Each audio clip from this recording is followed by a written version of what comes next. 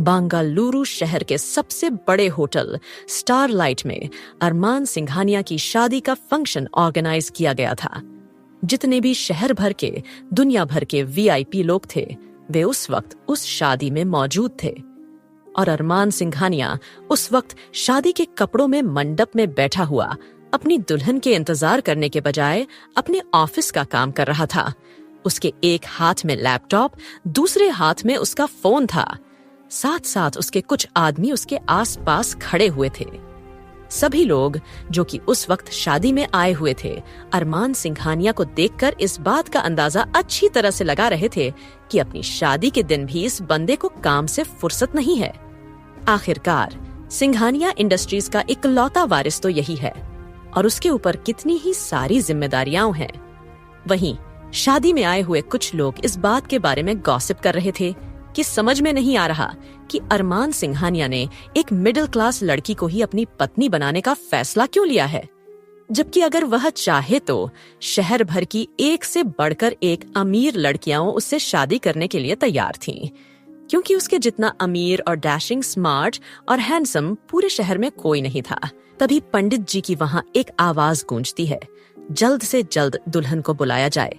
अब दुल्हन को बुलाने वाली बात सुनकर सामने खड़ी हुई एक औरत जल्दी ही 2-3 लड़कियों को लेकर दुल्हन के कमरे की ओर जाने लगती है ताकि वह वहां से दुल्हन को लेकर आ सके।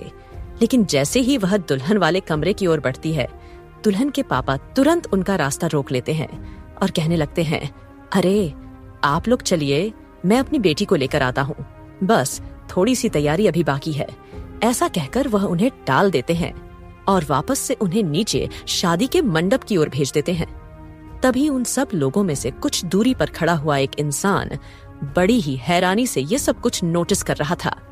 वह शख्स कोई और नहीं बल्कि अरमान सिंघानिया के दादाजी आलोक सिंघानिया थे, जिनके कहने पर ही अरमान सिंघानिया यह शादी कर रहा था। और क्योंकि उनकी आखिरी ख्वाहिश यही थी कि वह अपने पोते की शादी अपनी आंखों से देख सकें, दादाजी आलोक सिंघानिया ने अरमान की शादी तय कर दी थी। और शादी के लिए उन्होंने अपने ही ऑफिस में काम करने वाले एक क्लर्क मिस्टर मनोज मल्होत्रा की बेटी को चुना था। मिस्टर मनोज मल्होत्रा की बेटी का नाम प्रियंका था। प्रियंका को अरमान से मिलाया गया था और उसे बताया गया था कि अरमान की शादी प्रियंका से ही होगी। प्रियंका कम खूबसूरत लड़की थी, लेकिन वह किसी और से प्यार करती थी। साथ ही साथ उसके जिंदगी में अपने कुछ सपने थे।